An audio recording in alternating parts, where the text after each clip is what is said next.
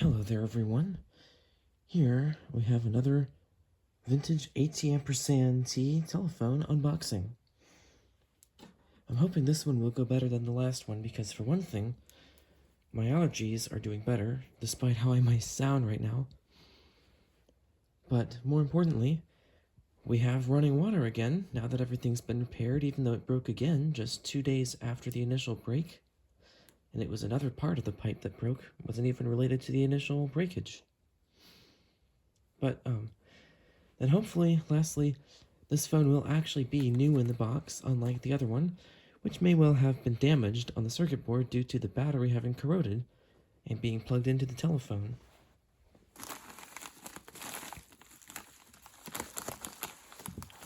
Actually, I might not even need the scissors for this.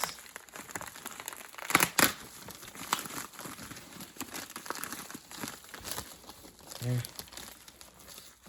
Well, I'm still kind of tired from my blood draw yesterday.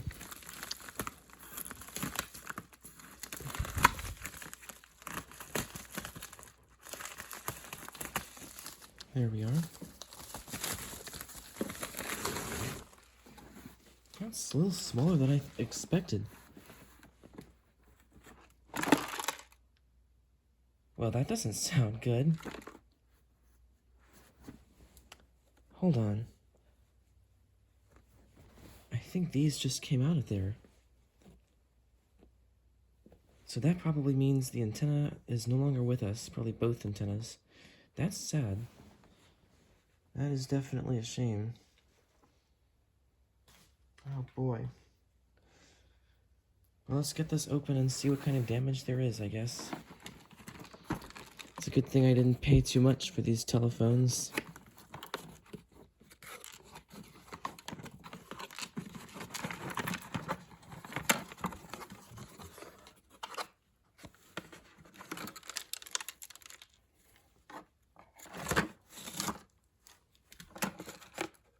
What a freak show. There is the antenna. It's all bent up. The case is totally gone.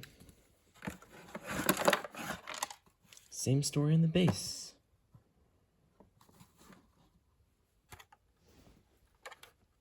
Look at that.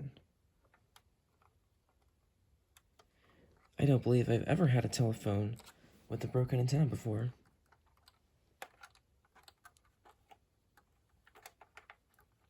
This whole thing is just broken.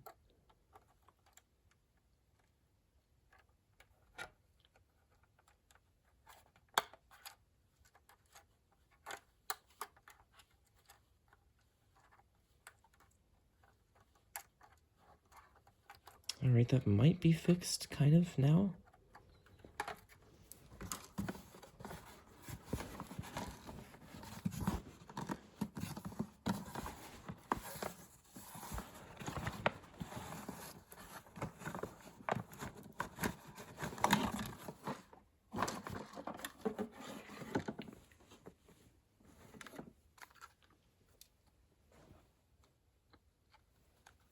Here's the headset jack cover, which is in good condition, it seems.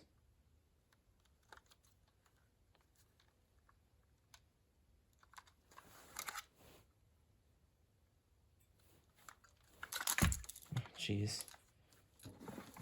Let's see if there's a corroding battery in here.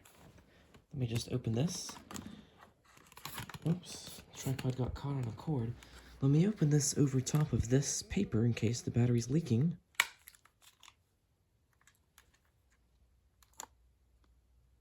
Well, the paper, the label on the battery, that is not in good shape. And I do see some green on the contact right there. But maybe it was caught early enough. Because on the phone contact itself, it doesn't look to have any corrosion. The battery, it was made in Mexico by Sanyo.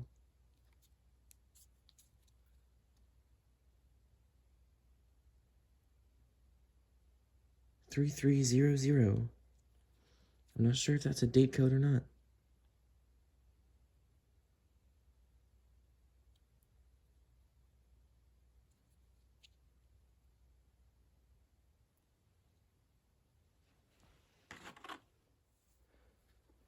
Well, there we go.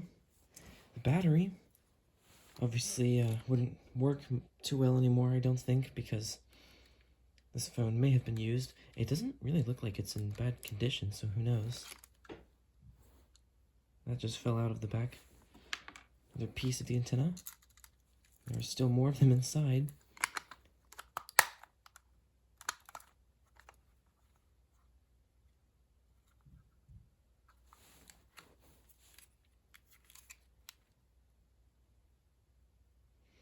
The adapter outputs 12 volts DC at 400 milliamps.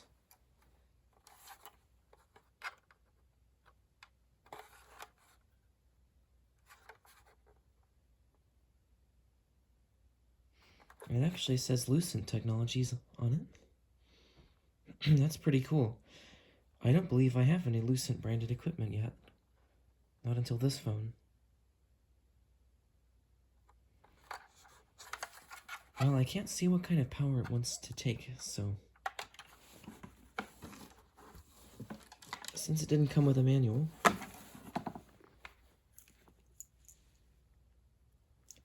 I will just search up the manual online and make sure that it's not the incorrect adapter. But at least it came with these accessories, a phone line coupler and a phone line splitter. Those always come in handy. And it looks like it came with 2 different phone cords.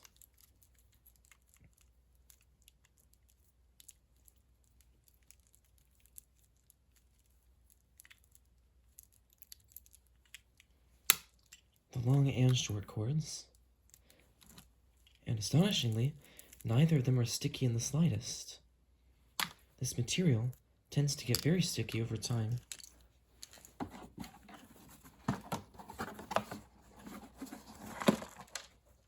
You can see some antenna remnants in the bottom there. I'm not even going to bother taking those out right now.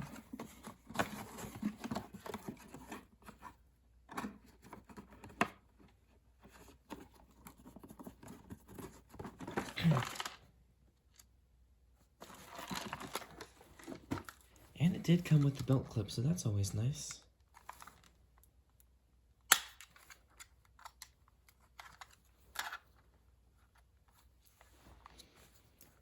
So this is quite a compact phone. It's nice and thick. Buttons feel good.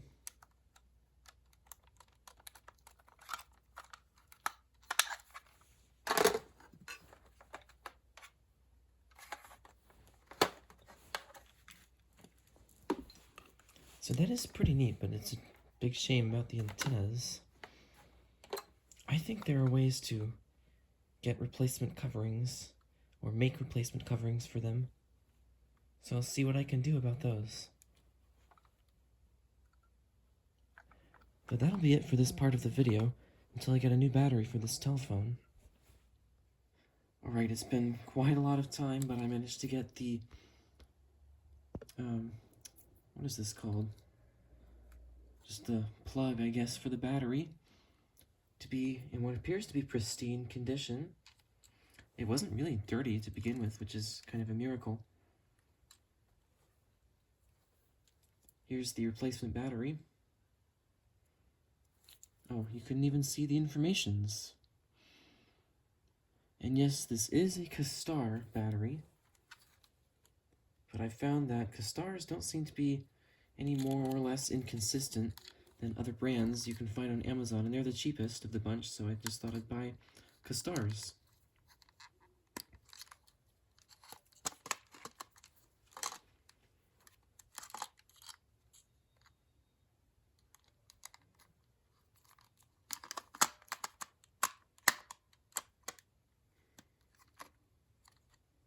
Okay, how do you get it plugged in? Or, yeah, plugged in. It's plugged in already. How do you get the battery seated in here?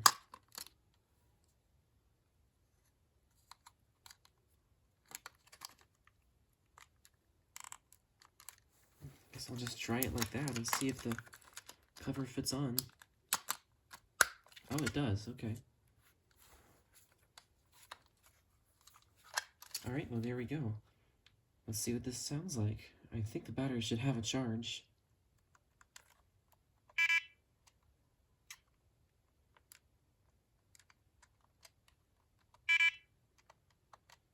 Alright. I've got an error, I guess.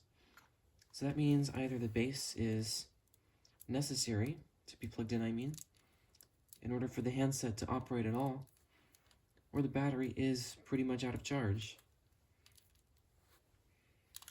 Now, I don't have quite enough room on the testing power strip at this time, so I may have to unplug something.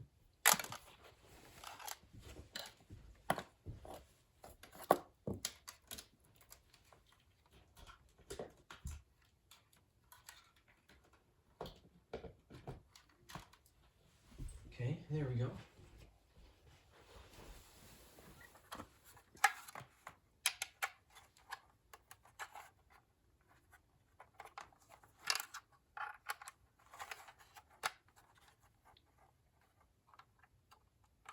Let's go ahead and plug in the phone line too.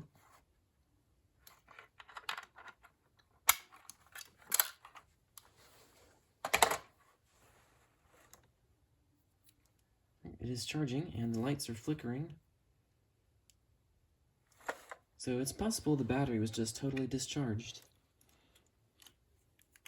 Since this is a nickel metal hydride battery, I don't have to worry about the memory effect setting in, at least not at this time. So I'm going to give it just a few minutes and then come back. I just noticed an interesting behavior of this telephone. Anytime it is put on the charger,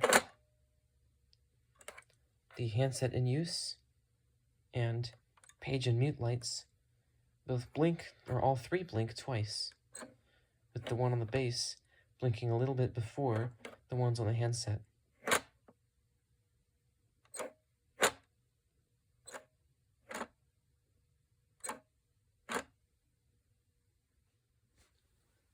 Alright, let's start by turning it on. Wow, that's loud.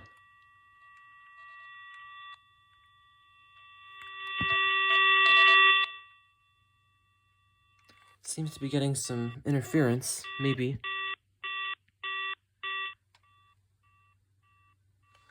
A little bit of choppiness maybe in the sound. Buttons are a little slow to respond.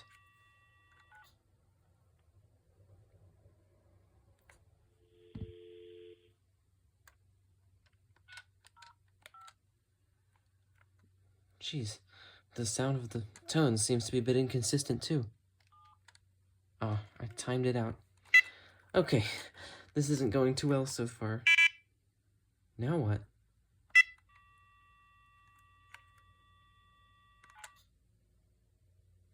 Okay.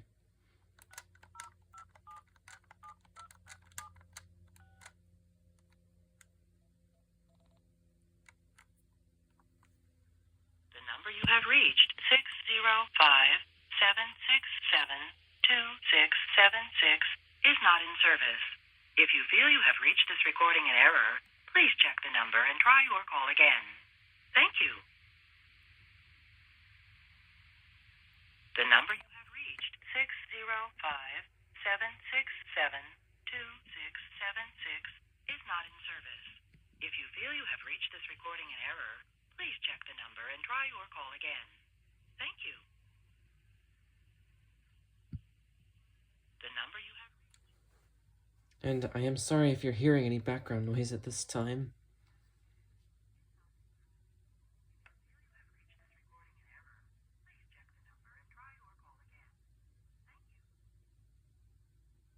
Sound quality actually sounds quite nice. It's good and clear. 2676 is not in service. If you feel you have reached this recording in error... Those keytones are pretty loud.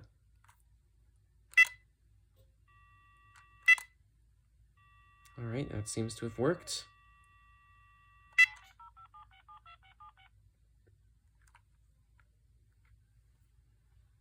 I'm not sure if that would have worked properly with the outside line, since there is no pause. Let me check the memory.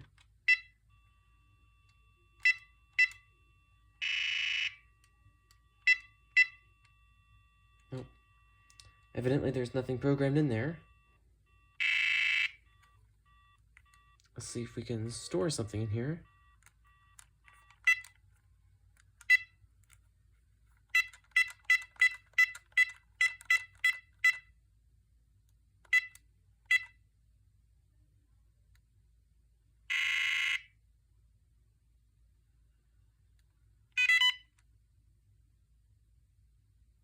Alright. Oh. Now I remember. I think this is one with 20 number memory. You have to enter a 2-digit memory code. So that would have been memory 11.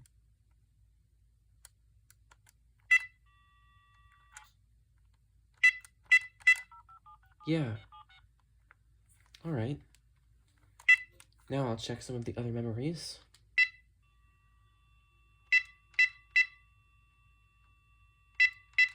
No, I don't think there's anything in there. Okay, well this is a pretty simple phone, and it actually doesn't even have a channel changer. So, let me call it up. I have the Uniden waterproof phone, DWX207. And I believe this is on extension 7, but I'm not sure, so I'll just try that. Yes, it is. I like that ringtone, actually.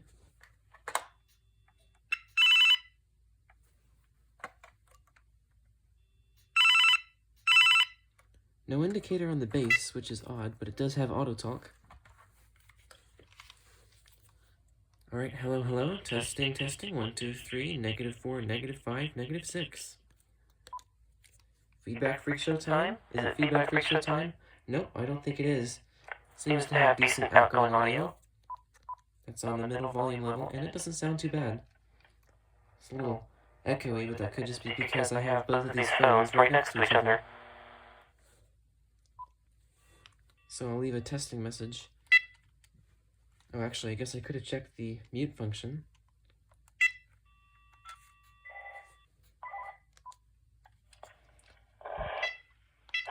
Yep, that works.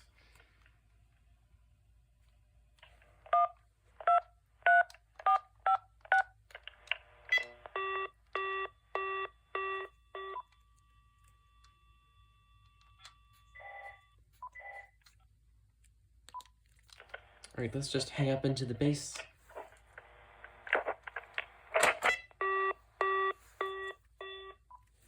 Alright, I don't think it makes any data transmission sounds, which makes sense since it's a digital or digitan spread spectrum. Most digitan cordless phones of any kind don't make those neat transmission sounds for button presses or hang-ups. Alright, I'll leave the testing message now. Hello, you have one message.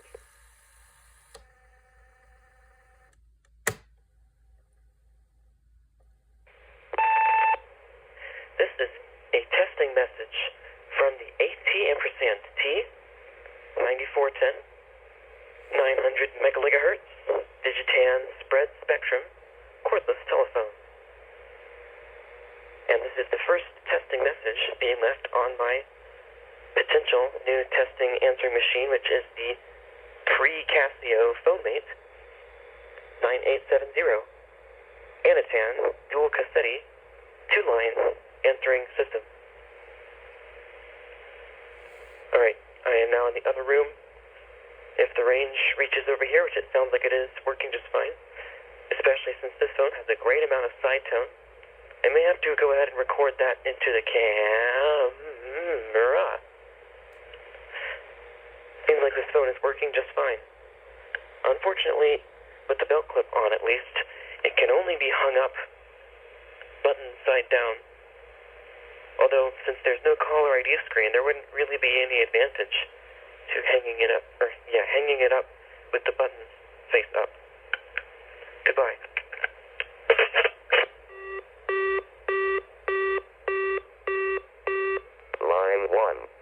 Saturday, 9:46 p.m. That was your last message. Okay, that sounded pretty good. There wasn't a lot of bass audio frequencies, or anything beyond tinny treble range, that is. And probably I should start speaking a bit more slowly and consistently, now that I think about it. But anyway, with the audio tinniness, I believe that's just a function of that particular answering machine, because as you heard, the built-in voice has that same discrepancy. Alright, let's record the side tone from this telephone.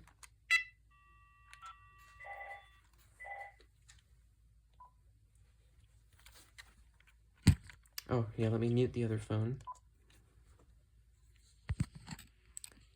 Side tone test. Can you hear the side tone at all? How about now? I've got the volume turned up. I think even I can hear the side tone now.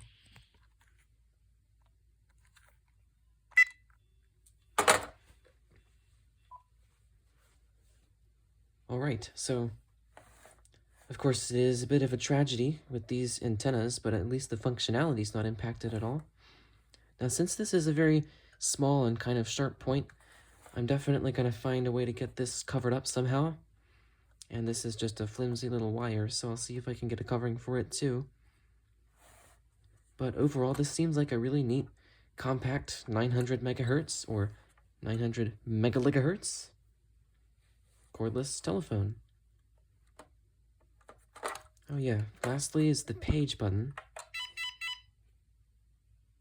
It's not very loud. Oh, that's right.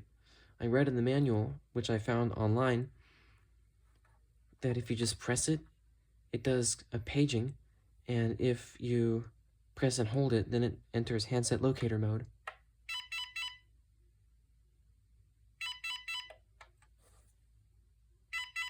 Well, it didn't change anything about the sound, but it is now going on for about 3 minutes, I believe the manual said.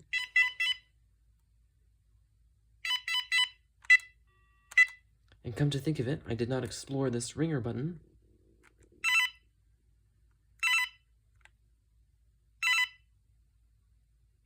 Is that it?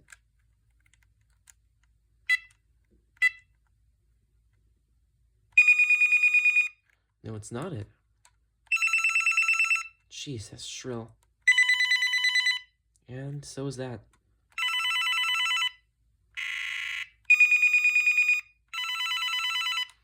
That's kind of odd. Typically, you'd hear something more like... Or no, I think it's like that is tone 1, typically. In this case, that's tone 1, and usually that follows after on phones with tones like this. So this is by far the least shrill, and I do like the sound of it. So we'll do that.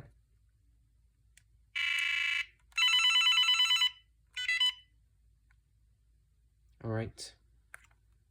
There we go. Nice, simple cordless phone. And since this one is a 900 megahertz digital spread spectrum phone, even though it is a bit cheaply made, it should be a very high-performing telephone. Nice. Thank you for watching.